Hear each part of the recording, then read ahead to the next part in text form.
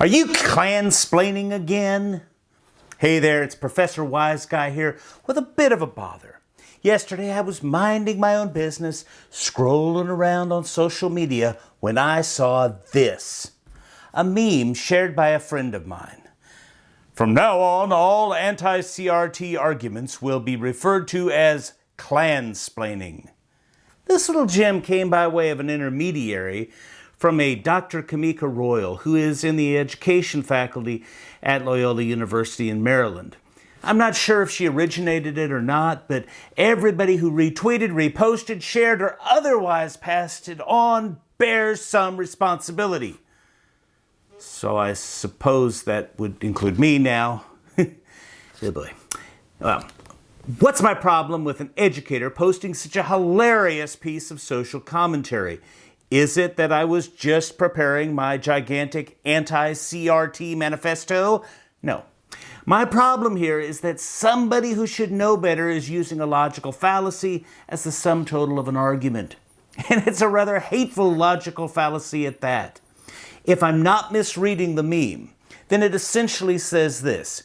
If you argue against CRT, that's critical race theory, then you are at worst a card-carrying member of the KKK and at best a fellow traveler of said organization, or at least a KKK dupe. Let's ignore the utter misunderstanding of anything approaching science here. Science tells us to formulate theories and then to test those theories.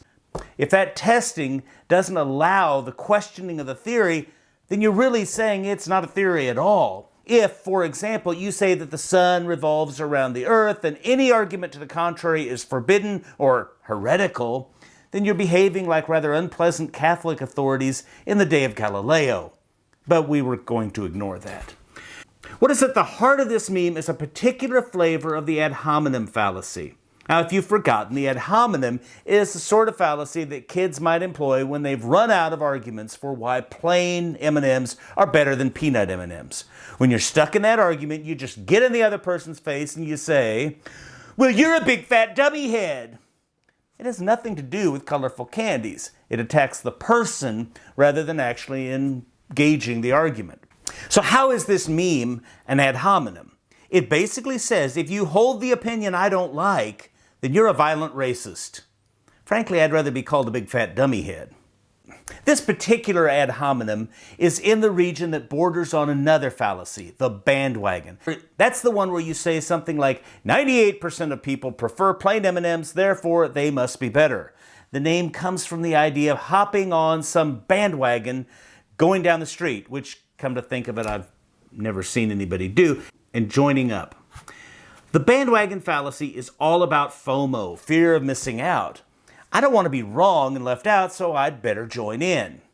This meme sort of flips the script and employs fear of being in, or phobia. Would that be phobia? I digress. If all anti-CRT arguments are Klansplaining, I don't want to run the risk of being a Klansman or even a useful tool of the Klan. I'd better stay far away from those dangerous arguments and stick to arguments about candy. But wait a minute, it's the KKK. They're racist, so this meme must be okay. Really? Stick with me here. Yes, the KKK is racist. The KKK is presumably opposed to critical race theory. But it doesn't follow that everyone who opposes CRT is racist, or as this meme implies, a KKK sympathizer. If that were true, then Dr. Ben Carson would be wearing a white hood. Dr. Vodi Bakum would be burning crosses. Recently, Newsweek ran 2 articles authored by African-American writers that expressed misgivings about CRT.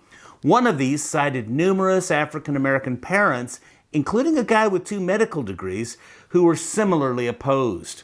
This meme suggests that all of these people and all of the decent white people who aren't so sure about this movement are nothing more than violent racists, or at least their enablers. Now, this is just patently false. Here's something from Chloe Valdery, one of those Newsweek writers.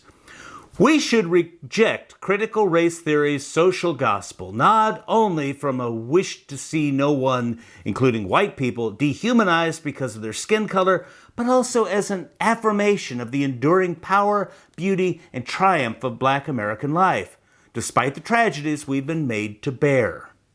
Yeah, that sounds like Klansplaining to me. Then there's the other writer, Barrington Martin, who says, most recently, this life support for race ideology comes in the form of critical race theory, which aims to shine light on America's infamous history of racism. But the fact of the matter is, beyond what for some is a noble aim, critical race theory is big business, and it's provided valuable political capital to Democrats wishing to keep Black Americans believing in the omnipresence of racism. Now, I'm not saying that this guy is right, but he certainly can't be mistaken for a violent racist. Now, if you've gotten this far, you might be nodding along saying, yeah, I knew all those left-wingers were just America-hating commies. And by saying that, you'd be doing pretty much the same thing that this meme does. Back toward the beginning of all of this, I said that this meme identifies those who argue against critical race theory as, quote, at worst, a card-carrying member of the KKK, and at best, a fellow traveler of said organization, or at least a KKK dupe. Of course, I chose those words to echo things that were said in the past to marginalize and invalidate opinions by associating them with the boogeyman of the day, communism. A card-carrying member of the Communist Party, a fellow traveler, a communist dupe. If it was wrong, and it was, to reject people, to blacklist them because of an innocent, maybe non-existent association with the wrong political faction, then it is equally wrong to do it today. The ad hominem argument is not worthy of use by someone who claims to be educated. I know that some will say, but Wiseguy, it's humor, hello!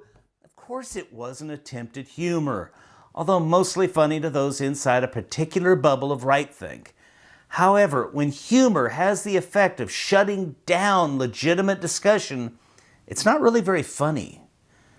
And really, when you're calling people names rather than engaging the actual argument, you're not showing your best side. Nobody wants to be called a big fat dummy head. So, what do you think? Did I get it right? Did I get it wrong? Let me know in the comments below. You know the rest. But for now, get out of here.